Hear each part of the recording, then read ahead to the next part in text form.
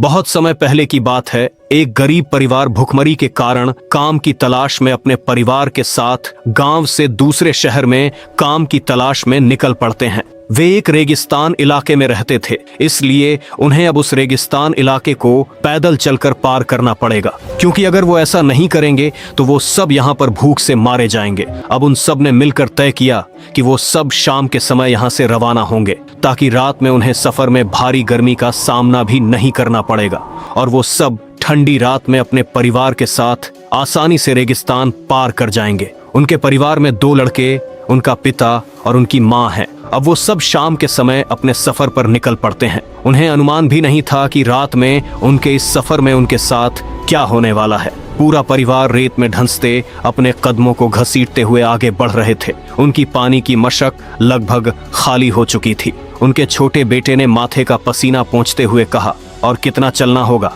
मेरा गला सूख कर कांटा हो गया है। ऐसा लगता है जैसे यह रेगिस्तान हमें निगलने के लिए मुंह खोले बैठा है। राकेश, जो एक अनुभवी व्यापारी था, उसने अपनी पगड़ी ठीक की और भोला के कंधे पर हाथ रखा। उसकी आवाज में एक बनावटी सी उम्मीद थी। हिम्मत मत हार भोला, नक्शे के हिसाब से शहर अब ज्यादा दूर नहीं होना चाहिए। बस इस बड़े टीले को पार कर लें, शायद कोई बस्ती दिख जाए। मदन, जो अब तक चुपचाप चल रहा था, उसने अपनी सूखी जीभ होठों पर फेरी और कड़वाहट से बोला, पिताजी, पिछले 4 घंटों से आप यही कह रहे हैं। मुझे डर है कि हम रास्ता भटक गए हैं। सभी के चेहरों पर एक अजीब सा खौफ तैर गया। वे तीनों एक ऊंचे टीले पर चढ़े ही थे कि अचानक मदन की नजर नीचे झाड़ियों के पास पड़ी। वो चौंक गया और उसने तुरंत अपने पिता का हाथ पकड़कर रोका। रुको, उधर देखो। मदन ने उंगली से इशारा किया। उसकी आंखों में अचरज था। वह क्या है? राकेश और भोला ने उस दिशा में देखा। टीले के नीचे कंटीली झाड़ियों के पास एक सफेद भेड़ बैठी थी। ढलते सूरज की लाल रोशनी में उसकी सफेद खाल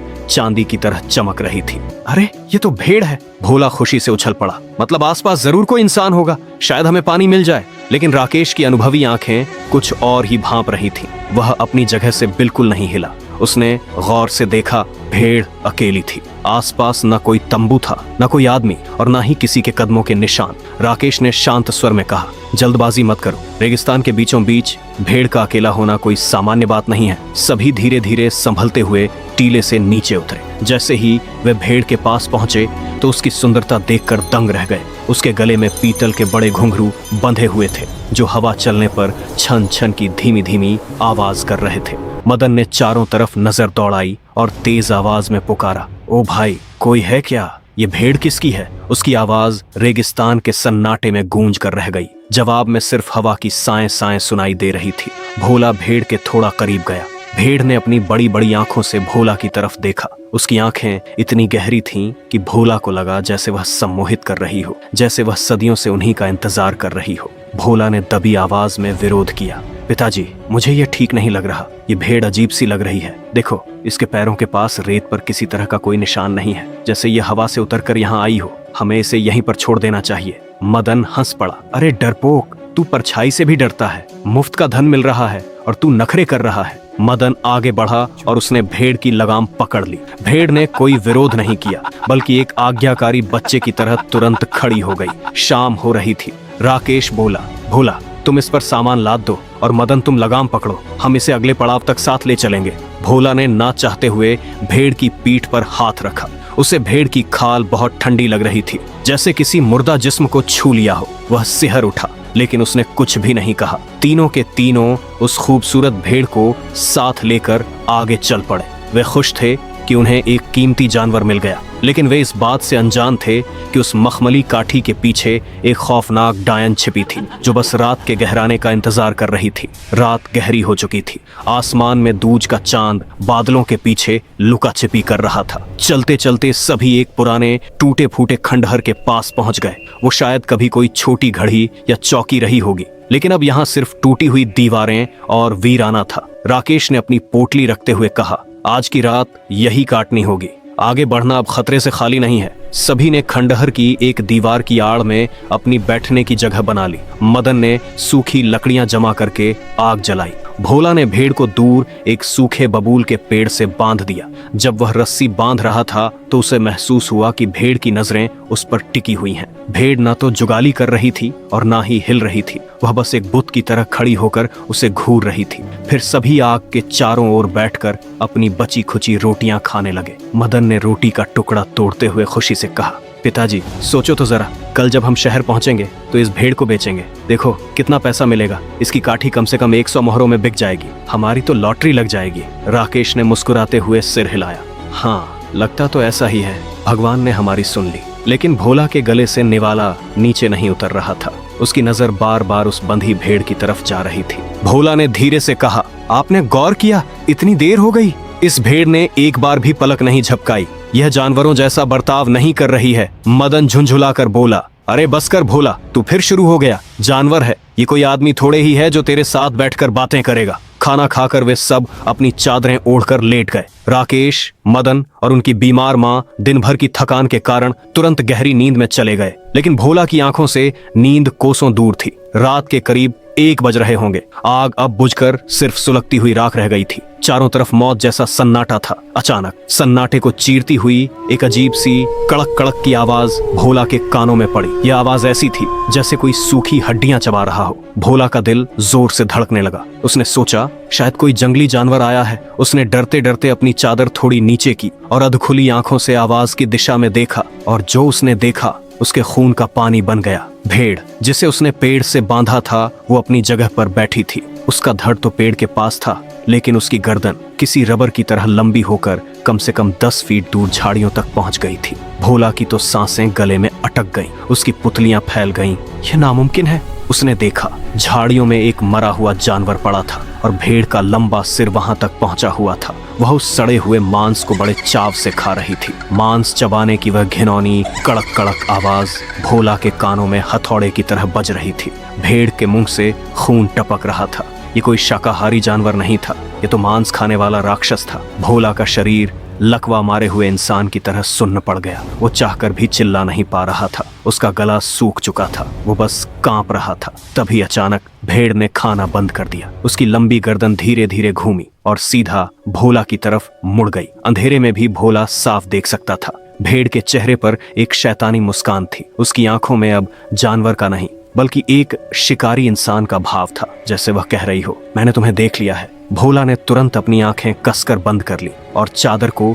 सिर तक खींच लिया। वो हनुमान चालीसा का पाठ करना चाहता था, लेकिन डर के मारे एक शब्द भी याद नहीं आ रहा था। उसे लगा अब यह लंबी गर्दन उसके पास आएगी और उसे चबा जाएगी। लेकिन थोड़ी देर बाद उसे फिर वही कड़क कड़क की आवाज सुनाई दी। भेड़ वापस अपने शिकार में व्यस्त हो गई थी। भोला समझ गया था आज की रात उनकी जिंदगी की सबसे भयानक रात होने वाली है। वह अपने साथियों को जगाना तो चाहता था, लेकिन उसे डर था कि अगर उसने जरा भी हरकत की तो यह लंबी गर्दन वाला शैतान सबसे पहले उसी पर झपटेगा। वो पूरी रात चादर के अंदर पत्थर की मूरत बनकर लेटा रहा और बाहर वो भेड़ अपनी भूख मिटाती रही। अगली सुबह सूरज निकलने के साथ ही रेगिस्तान की रेत चमकने लगी, लेकिन भोला के चेहरे पर मौत जैसी सफेदी छाई हुई थी। उसकी आंखें लाल थीं, शरीर बुखार से तप रहा था। जैसे ही राकेश जागा उसने भोला की हालत देखी। अरे भोला, तुझे क्या हुआ है? भोला ने कांपते हाथों से राकेश का कुर्ता पकड़ लिया। उसकी आवाज फट रही थी। पिताजी, हमें अभी इसी वक्त इस भेड़ को छोड़ना होगा। ये जानवर नहीं है, ये शैतान है। मदन, जो मुंह धो रहा था, जोर से हंस पड़ा। क्या बेवकूफी है, रात को कोई बुरा सपना देखा होगा। रेगिस्तान की गर्मी दिमाग पर चढ़ गई होगी। भोला की आंखों में आंसू आ गए। वो चिल्लाया, नहीं पिताजी, मैंने अपनी आंखों से देखा है। इसकी गर्दन रबर की तरह लंबी हो गई थी और यह मरे हुए जानवर का कच्चा मांस खा रही थी। भगवान के लिए मेरी बात मानो, यह हमें जिंदा नहीं छोड़ेगी। राकेश ने भेड़ की तरफ देखा। वह बड़े ही मासूम अंदाज में बैठी जुगाली कर रही थी। उसके चेहरे पर इतनी शांति थी कि किसी को भी उस पर प्यार आ जाए। राकेश ने भोला के सिर पर हाथ रखा। भोला, देख, वह कितनी सीधी है। शायद तूने अंधेरे में कोई परछाई देख ली होगी। वहम का कोई इलाज नहीं होता। चल, इस पर सामान लाद, हमें निकलना है। भोला समझ गया कि कोई उसकी बात नहीं मानेगा। उसने मन ही मन भगवान को याद किया और भारी कदमों से भेड़ के पास चला गया। उसे लगा जैसे भेड़ तिरछी नजरों से उसे देखकर मन ही मन हंस रही हो। पूरा दिन सफर करने के बाद शाम होते होते वे एक टूटी फूटी पुरानी बावड़ी के पास जा पहुंचे। ये जगह पिछले खंडहर से भी ज्यादा डरावनी थी। यहाँ बड़े बड़े बरगद के पेड़ थे जिनकी जटाएं नीचे लटक रही थीं। राकेश ने फैसला किया, आज रात हम यहीं रुकेंगे। हवा में एक अजीब सी ठंडक थी जो हड्डियों में घुस रही थी। इतना गहरा सन्नाटा था कि खुद के चलने की आवाज भी डरा रही थी। सोने से पहले भोला ने एक तरकीब सोची। उसने एक मशाल और माचिस अपने सिरहाने छिपा ली। उसने कसम खाई, आज मैं पलक भी नहीं झपकाऊंगा। ठीक रात के 2 बजे एकदम हवा थम गई। भोला चादर के अंदर से एक आंख खोलकर देख रहा था। भेड़ थोड़ी दूर खड़ी थी। अचानक उसके शरीर से हल्का नीला धुआं निकलने लगा। देखते ही देखते भेड़ की खाल फटने लगी। एक घिनौनी चरचराहट की आवाज आई, जैसे चमड़ी उधेड़ी जा रही हो। भेड़ का सुंदर शरीर पिघलने लगा और उसके अंदर से एक काली, लंबी और विकराल आकृति बाहर निकलने लगी। अब वह भेड़ नहीं थी, वहां एक डायन खड़ी थी। उसका कद सामान्य औरत से बहुत लंबा था। उसके बाल झाड़ झंखाड़ जैसे बिखरे हुए थे। उसका चेहरा झुर्रियों से भरा और काला था। उसके दांत किसी जंगली सुअर की तरह मुंह से बाहर निकले हुए थे और सबसे भयानक, उसके पैर पीछे की तरफ मुड़े हुए थे। डायन ने अपनी लाल जीभ बाहर निकाली और सोए हुए मदन की तरफ देखा। मदन, जो भेड़ को बेचने के सबसे ज्यादा सपने देख रहा था, वही उसका पहला शिकार बनने वाला था। डायन हवा में तैरते हुए मदन के पास पहुंची। उसने अपने लंबे नुकीले नाखून मदन के गले की तरफ बढ़ाए। भोला का डर अब गुस्से में बदल गया। उसे पता था, अगर अब उसने कुछ नहीं किया तो मदन मर जाएगा। भोला ने बिजली की फुर्ती से मशाल निकाली और उसे जला दिया। वह पूरी ताकत से चिल्लाया, जागो मदन, मौत सिर पर खड़ी है। भोला की चीख सन्नाटे को चीरती हुई गूंज गई। राकेश और मदन हड़बड़ाकर उठ बैठे। जैसे ही उनकी नजर सामने पड़ी, उनकी रूह कांप गई। उनके ठीक सामने वह भयानक डायन खड़ी थी, जिसके नाखून मदन के गले से बस कुछ इंच दूर थे। डायन ने भोला की तरफ देखा और एक रोंगटे खड़े कर देने वाली हंसी हंसते हुए बोली, तो तूने मुझे पहचान लिया? अच्छा हुआ तुम सब जाग गए। सोते हुए को मारने में वो मजा नहीं जो तड़पाते हुए मारने में आता है। सभी के मुंह से डर के मारे आवाज नहीं निकल रही थी। डायन ने हाथ उठाया और हवा का एक तेज झोंका उनकी तरफ फेंका। वे जमीन पर गिर पड़े। डायन गुर्राई, आज तुम सब मेरा भोजन बनोगे। अब वे निहत्थे थे और सामने साक्षात मौत खड़ी थी। तभी राकेश को अपने बुजुर्गों की बात याद आई। वह पागलों की तरह अपनी पोटली टटोलने लगा। उसने सेंधा नमक निकाला और आग में फेंक दिया। जैसे ही नमक आग में गिरा, आग की लपटें नीली और हरी हो गईं। डायन एक भयानक चीख मारकर पीछे हट गई। राकेश ने तुरंत लोहे का चिमटा उठाया और उसे आग में गर्म करके डायन की तरफ बढ़ाया। डायन की ताकत कमजोर पड़ने लगी। तभी राकेश की नजर जमीन पर पड़ी। वह मखमली काठी। राकेश चिल्लाया, यही है इसकी जान। उसने मशाल उठाई और पूरी ताकत से काठी पर फेंक दी। काठी ने तुरंत आग पकड़ ली और उसी के साथ डायन हवा में तड़पने लगी। उसकी चीख पूरे रेगिस्तान में गूंज उठी। जैसे जैसे काठी जल रही थी, वैसे वैसे डायन भी जल रही थी। उसका चेहरा पिघलने लगा, उसका शरीर राख में बदलने लगा और फिर एक तेज धमाके के साथ वह पूरी तरह जलकर खत्म हो गई। चारों तरफ सन्नाटा छा गया। सुबह हुई, सूरज निकला और वे सब जिंदा थे। मदन फूट फूट कर रोने लगा।